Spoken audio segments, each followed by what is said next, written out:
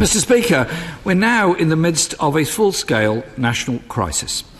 Incompetence, failure and intransigence from the Prime Minister and her government have brought us to this point. Parliament has rejected her deal. It's rejected no deal. The Prime Minister now has no plan. In an effort to break the deadlock, I've held meetings with members all across the House, and I'm having further meetings today to find a compromise that supports jobs and living standards. Tomorrow, I'm meeting EU Prime Ministers and officials in Brussels. This, Mr. Speaker, is a national crisis. Will the Prime Minister meet me today to discuss our proposals as a way forward to get out of this crisis? Can I say to the right honourable gentleman, it's a bit rich him standing up and inviting me to meet him when for days and days he refused to meet me, and when for days and days he refused to meet me, and he then refused to allow the shadow Brexit secretary to have a further meeting with the Chancellor of the Duchy of Lancaster. Of course, I'm always happy to meet members across this House to discuss the issue of Europe, but I do note that opposition party leaders, when they came out from the meeting with the Leader of the Opposition, made it clear that what they didn't want was Brexit. We should be delivering Brexit for the people of this country. Jeremy Corbyn! I'm not sure there was an answer to my question there, actually, Mr. Speaker. I wanted no deal taken off the table. The House has taken no deal off the table. It's time the Prime Minister took no deal off the table. Mr. Speaker, the CBI said the extension vote is a welcome dose of common sense. Put in place a new process, drop the red lines. Every MP must show leadership through compromise. Will the Prime Minister drop the red lines? Is she prepared to compromise to get through this crisis? The right honourable gentleman talks about decisions that have been taken by this House. I'm sure it won't have passed you by, Mr. Speaker, that of course this House has voted on and rejected a second referendum. It has voted on and rejected no deal. It has voted on and rejected Labour's deal. It has voted on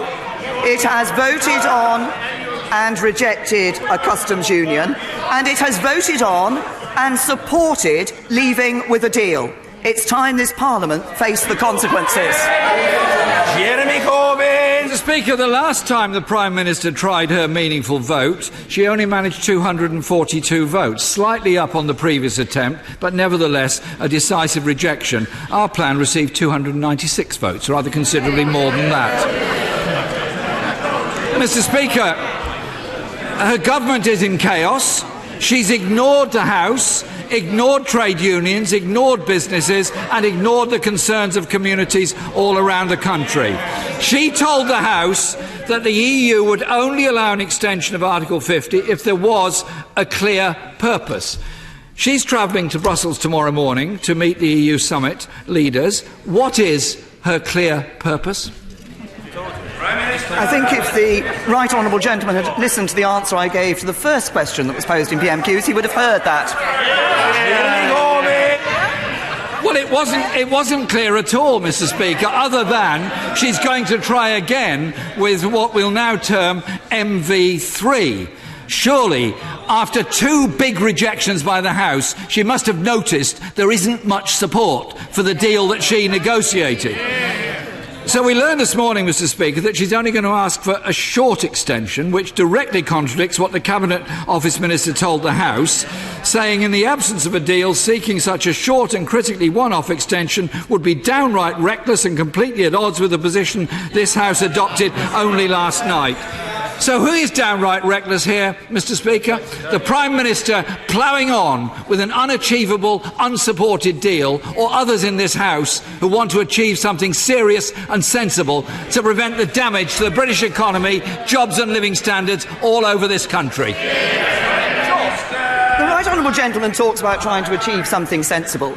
It's the right honourable gentleman who last week abstained on a vote of a second referendum, despite the fact that it's Labour Party policy, and then had the nerve to stand up in this House and say he reiterated their support for a second referendum. He has no idea what he wants on the future of this issue. He asks about a long extension. I'm opposed to a long extension. I don't want a long extension. Setting aside the issue that a long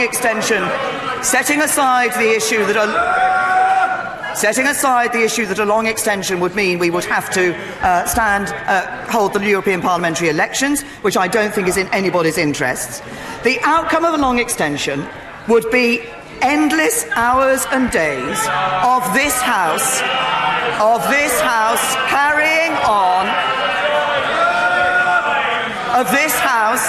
carrying on contemplating its navel on Europe and failing to address the issues that matter to our constituents. Their schools...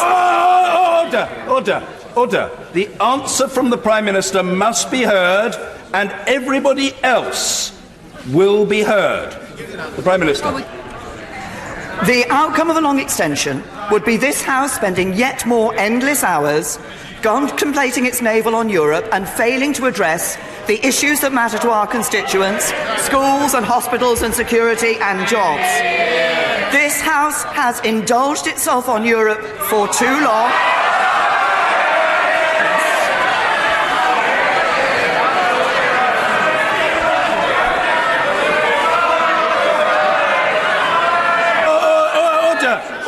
Order. There's a lot of very noisy barracking. Order.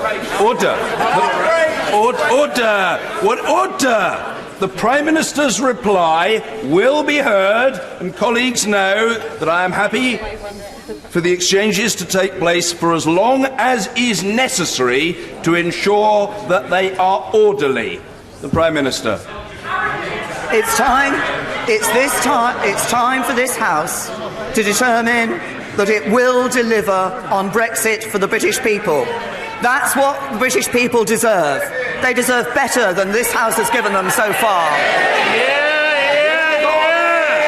Mr. Speaker, to describe the parliamentary process as one of indulgence doesn't show much respect for the democratic process that sent us here in the first place. The House, Mr. Speaker, has twice rejected the Prime Minister's deal. She's trying to come back for another attempt on Monday. Further to your ruling last Monday, she's got to come up with something a bit different than she's come up with so far. So what significant changes will there be, either to the withdrawal agreement or the political declaration, that will even allow the Prime Minister to table it on Monday? The Right Honourable Gentleman talks about respect for democracy. Respect for democracy means that this House should deliver the Brexit that the British people voted for. And the Right Honourable Gentleman now wants to disrespect democracy by holding a second referendum. It is not this government that is being disrespectful of the British people. It is the Right Honourable Gentleman and his Labour Party. Jeremy Corbyn! The job of Parliament is to hold government to account, and the Prime Minister doesn't seem to understand that. When she was first defeated, she promised legally binding changes. I haven't seen those legally binding changes. All she's doing is running down the clock after a second heavy defeat. Today, Mr. Speaker, marks 1,000 days since the referendum. And this government has led the country and themselves into crisis, chaos and division. We are still legally due to leave the European Union in 9 days' time. Months of running down the clock and a concerted campaign of blackmail, bullying and bribery has failed to convince the House, or the country, that her deal is anything but a damaging national failure and should be rejected. They've run out of time.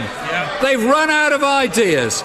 People, Mr. Speaker, all over this country are anxious and frustrated with this government's utter inability to find a way through the crisis.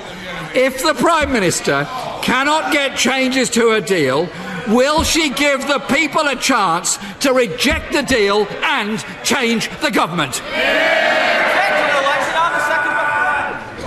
Can I say to the right honourable gentleman, I think he's actually just made the point that I was making in my previous answer to him, that he doesn't want to actually respect the vote that took place in the referendum in 2016. We have a deal. We have a deal that keeps millions of livelihoods safe and secure. It protects the Union for the future. It means murderers and rapists on the run can be brought back quickly to face justice in this country. No deal won't do that. The deal is good for this country. It delivers Brexit and it should be supported.